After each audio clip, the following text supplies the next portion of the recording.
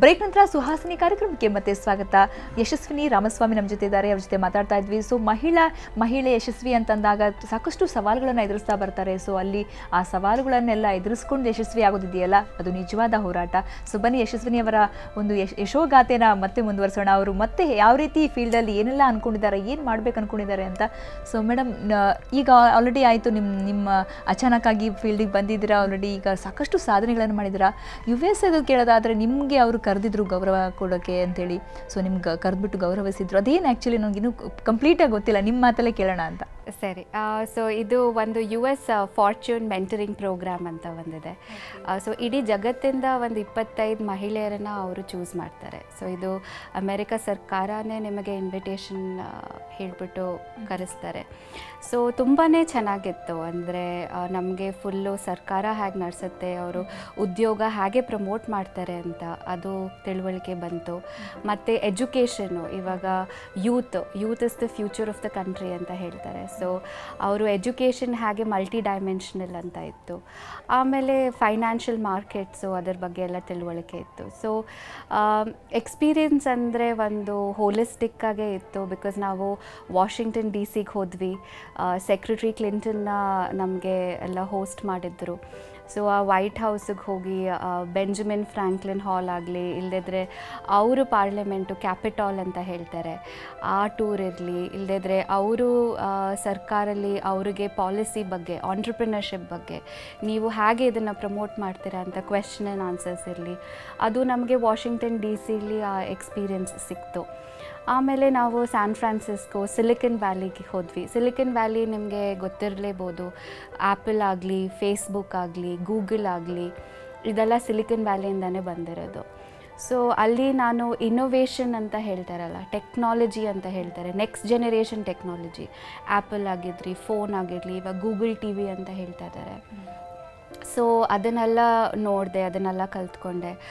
Stanford university ಆಗಲಿ, Berkeley university ಆಗಲಿ, ಅಲ್ಲಿಗೆಲ್ಲ ಹೋಗಿ ನೋಡಿದೆ. ಅದು ತುಂಬ ಚೆನ್ನಾಗೇ ಮಾಡಿದ್ದಾರೆ. ಅಂದರೆ ನಮಗೆ ಅಲ್ಲಿಗೆ ಏನು, ನಾವಿಲ್ಲಿ ಭಾರತಕ್ಕೆ ಏನು ವಾಪಸ್ ತೊಗೊಂಡು ಬರಬೇಕು ಅಂತ ಕೇಳಿದ್ರೆ, ನಮ್ಮ ಇಲ್ಲಿ ಎಜುಕೇಷನ್ನು ಬಹುಶಃ ಒನ್ ಡೈಮೆನ್ಷನ್ ಅಂತ ಹೇಳ್ಬೋದು. ಅಂದರೆ ಸಬ್ಜೆಕ್ಟ್ ಇದೆ, ಎಕ್ಸಾಮ್ ಇದೆ, ಮಾರ್ಕ್ಸ್ ತೊಗೋಬೇಕು ಅಂತ. ಬಟ್ ಅಲ್ಲಿ ಆಲ್ ರೌಂಡ್ ಡೆವಲಪ್ಮೆಂಟ್ಗೆ ಫೋಕಸ್ ಮಾಡ್ತಾರೆ. ಸೊ ಓವರಾಲ್ ಡೆವಲಪ್ಮೆಂಟ್ಗೆ ಮಾಡ್ತಾರೆ. ಸೊ ನಾನು MBA ಮಾಡ್ತಾ ಇದ್ರೇನು ನಾನು ಒಂದು ಸಬ್ಜೆಕ್ಟ್ ಮ್ಯೂಸಿಕ್ ತೊಗೋಬೋದು, ನಾನು ಬೇಕಾದ್ರೆ ಡಾನ್ಸ್ ತೊಗೋಬೋದು, ಬೇಕಾದ್ರೆ ನಾನು ಡ್ರಾಮಾ ತೊಗೋಬೋದು. ಸೊ ಹಾಗೆ ನೋಡಿದ್ರೆ ಒಂದು ಯುವಕ ಅವನು ಗ್ರ್ಯಾಜುಯೇಟ್ ಆದರೆ ಅವ್ನು ಮಾತ್ರ ಸಬ್ಜೆಕ್ಟಲ್ಲಿ ಆಗಲ್ಲ, ಅವನು ಫುಲ್ಲು ಆಲ್ರೌಂಡ್ ಪರ್ಸ್ನಾಲಿಟಿನೇ ಡೆವಲಪ್ ಆಗುತ್ತೆ. ಅದು ನೋಡಿದ್ರೆ ನಮ್ಮ ದೇಶಕ್ಕೆ ಬೇಕಾಗಿರೋದು. ಸೊ ನಾವು ಎಜುಕೇಷನ್ ರಿಫಾರ್ಮ್ಸ್ ಅಂತ ಆಗಲಿ ಅದು ಬರಲೇಬೇಕು. ಅದಾದಮೇಲೆ ನಾವು ನ್ಯೂಯಾರ್ಕಿಗೆ ಹೋದ್ವಿ. ನ್ಯೂಯಾರ್ಕಲ್ಲಿ ನಾವು ಫೈನಾನ್ಷಿಯಲ್ ಮಾರ್ಕೆಟ್ ಇರಲಿ, ಇಲ್ಲದಿದ್ದರೆ ಮೀಡಿಯಾ ಇರಲಿ, ಬಿಕಾಸ್ ನಮ್ಮ CNN ಹೆಡ್ ಕ್ವಾರ್ಟರ್ಸ್ ಎಲ್ಲ ಅಲ್ಲೇ ಇರೋದು.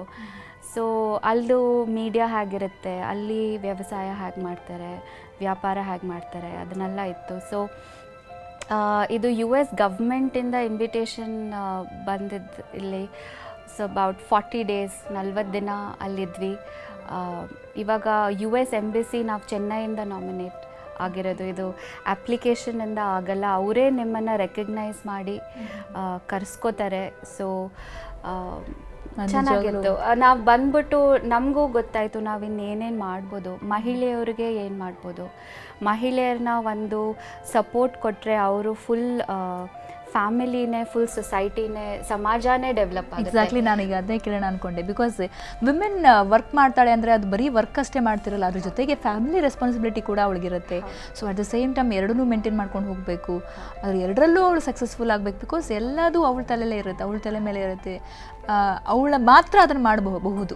ಬಿಕಾಸ್ ಮೆನ್ಗೆ ಕಷ್ಟ ಆಗುತ್ತೆ ಎರಡನ್ನೂ ಹ್ಯಾಂಡಲ್ ಮಾಡೋದು. ಅದು ನಾನು ತುಂಬ ಜನ ಕೇಳ್ತಾರೆ. ನಾನು ಕಂಪ್ಯಾರಿಸನ್ ಮಾಡೋಕ್ಕೆ ಹೋಗಲ್ಲ. Because a man and a woman are different. ಮಹಿಳೆಯವ್ರಿಗೆ ಅವ್ರದ್ದೇ ಒಂದು ಟ್ಯಾಲೆಂಟ್ ಇದೆ, ಮನುಷ್ಯರಿಗೂ ಅವ್ರಿಗೆ ಆ ಟ್ಯಾಲೆಂಟ್ ಇರುತ್ತೆ. ಸೊ ನಾವು ಕಂಪೇರ್ ಮಾಡೋಕ್ಕೆ ಹೋಗಬಾರ್ದು. ನಮ್ಮದ್ರಲ್ಲಿ ಏನು ಟ್ಯಾಲೆಂಟ್ ಇದೆಯೋ ಅದನ್ನು ಜಸ್ಟಿಸ್ ಮಾಡ್ಬೋದಾ ಅಂತ. ಆ ಬಟ್ ಪ್ರಕಾರ ಇದು ನಿಜ, ಬಟ್ ಜವಾಬ್ದಾರಿ ಹೆಣ್ಮಕ್ಳಿಗೆ ಜಾಸ್ತಿ ಇರುತ್ತೆ ಅಂತ ಅದು ಅಂತೂ ಒಪ್ತೀರಾ ನೀವು? ಜಾಸ್ತಿ ಇರುತ್ತೆ, ಒಪ್ತೀನಿ. ಭಾರತದಲ್ಲಿ ಜಾಸ್ತಿ ಇರುತ್ತೆ, ಬಿಕಾಸ್ ಡಿಫ್ರೆಂಟ್ ಕಲ್ಚರ್ ನೋಡ್ಕೊಂಡು ಹೋದರೆ, ವೆಸ್ಟರ್ನ್ ಕಲ್ಚರ್ ನೋಡ್ಕೊಂಡು ಹೋದರೆ ಅಲ್ಲಿ ಈಕ್ವಾಲಿಟಿ ಸ್ವಲ್ಪ ಜಾಸ್ತಿ ಇದೆ. ಸೊ ಅಲ್ಲಿ ಸ್ವಲ್ಪ ಡಿಫ್ರೆಂಟ್ ಆಗಿರುತ್ತೆ. ಬಟ್ ಮಹಿಳೆಯರು, ಭಾರತೀಯ ಮಹಿಳೆಯರು ಅಂತ ಹೇಳಿದ್ರೆ ತುಂಬಾ ಹೆಮ್ಮೆ, ಬಿಕಾಸ್ ನಮ್ಮದ್ರಲ್ಲಿ ಆ ಡಿಗ್ನಿಟಿ ಇದೆ, ಆ ಕಲ್ಚರ್ ಇದೆ, ಆ ಟ್ರೆಡಿಷನ್ ಇದೆ. ಸೊ ಅದನ್ನು ನಾವು ಮಾಡರ್ನ್ ಟೆಕ್ನಾಲಜಿಗೆ ಮ್ಯಾಪ್ ಮಾಡ್ಕೊಂಡು ಹೋಗ್ತಾ ಇದ್ರೆ ನಾವು ತುಂಬ ಅಚೀವ್ ಮಾಡ್ಬೋದು, ತುಂಬ ಅಚೀವ್.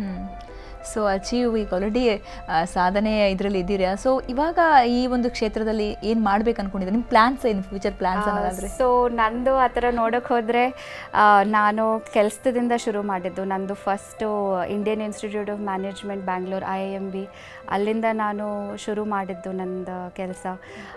ಆಮೇಲೆ 2-3 ಕಂಪನೀಸಲ್ಲಿ ನಾನು ಕೆಲಸ ಮಾಡಿದೆ. ನಂದು ಲಾಸ್ಟ್ ಕಂಪನಿ ಇನ್ಫೋಸಿಸ್ BPO ಡಿವಿಷನಲ್ಲಿ ನಾನು ಎಲ್ಲ ಮ್ಯಾನೇಜರ್ಸು ಆಮೇಲೆ ಲೀಡರ್ಸ್ ಇರ್ತಾರಲ್ಲ ಆ ಕಂಪನೀಲಿ, ಸೊ ಸೀನಿಯರ್ ವೈಸ್ ಪ್ರೆಸಿಡೆಂಟ್ಸು, ಅವ್ರಿಗೆ ಹೇಗೆ ಟ್ರೈನಿಂಗನ್ನು ಸ್ಟ್ರಕ್ಚರ್ ಮಾಡಬೇಕು, ಅವರು ಹೇಗೆ ಅವ್ರ ಕೆಲಸದಲ್ಲಿ ಜಾಸ್ತಿ ಎಫಿಷಿಯೆಂಟ್ ಆಗ್ಬೋದು ಅಂತ.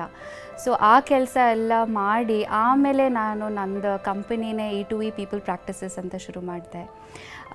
ಅದಾದಮೇಲೆ 4 ವರ್ಷ ಆದಮೇಲೆ doctor Chandraj Jain, chairman Jain group of institutions, ಅವ್ರು ಬಂದು ಹೇಳಿದ್ರು, ನೀವು ಒಬ್ಬರು ಮಹಿಳೆ, ಅದ್ರ ಮೇಲೆ ಆಂಟ್ರಪ್ರಿನರು, ಸೊ ನೀವು ಹೇಗೆ ಸಮಾಜಕ್ಕೆ ಇನ್ನೂ ಜಾಸ್ತಿ ಆಂಟ್ರಪ್ರಿನರ್ಸನ್ನು ಕ್ರಿಯೇಟ್ ಮಾಡ್ಬೋದು ಅಂತ ಕೇಳಿದ್ರು.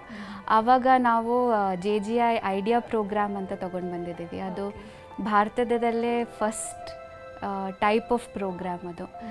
ಇಲ್ಲಿ ನಾವು ಮಕ್ಕಳನ್ನ ಓದ್ಬಿಟ್ಟು ನೀನು ಜಾಬಿಗೆ ಹೋಗು ಅಂತ ಹೇಳ್ಕೊಡಲ್ಲ. ನಾವು ಇಲ್ಲಿ ಓದು, ನೀನು ಗ್ರ್ಯಾಜುಯೇಟ್ ಆದರೆ ನೀನು ನಿಂದೇ ಕಂಪನಿ ಶುರು ಮಾಡಬೇಕು ಅಂತ ಗ್ರ್ಯಾಜುಯೇಟ್ ಮಾಡ್ತೀವಿ.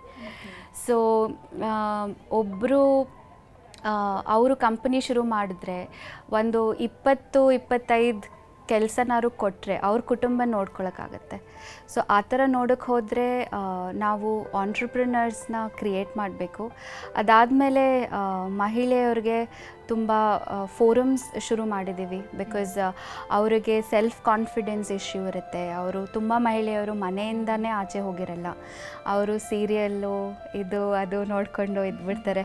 ಸೊ ಅವರು ನಾನು ನನ್ನ ಮೇಲೆ ಏನೋ ಮಾಡಬೇಕು ಅಂತ ಇದ್ದರೆ ಅವರಿಗೆ ಹೆಲ್ಪ್ ಮಾಡೋದು, ಪರ್ಸ್ನಾಲಿಟಿ ಡೆವಲಪ್ಮೆಂಟ್ ಸೆಷನ್ಸ್ ತೊಗೊಳ್ಳೋದು, ಇದೆಲ್ಲ ಮಾಡ್ತೀವಿ. ಸೊ ನನಗೂ ಕೆಲವು ಸತಿ ಅನಿಸುತ್ತೆ 24 ಗಂಟೆ ಸಾಕಾಗಲ್ಲ ನನಗೆ. ಓಕೆ, ಸೊ ಮತ್ತಷ್ಟು ಮಾತಾಡೋಣ ಅವ್ರ ಜೊತೆಗೆ ಚಿಕ್ಕ ಬ್ರೇಕ್ನ ನಂತರ.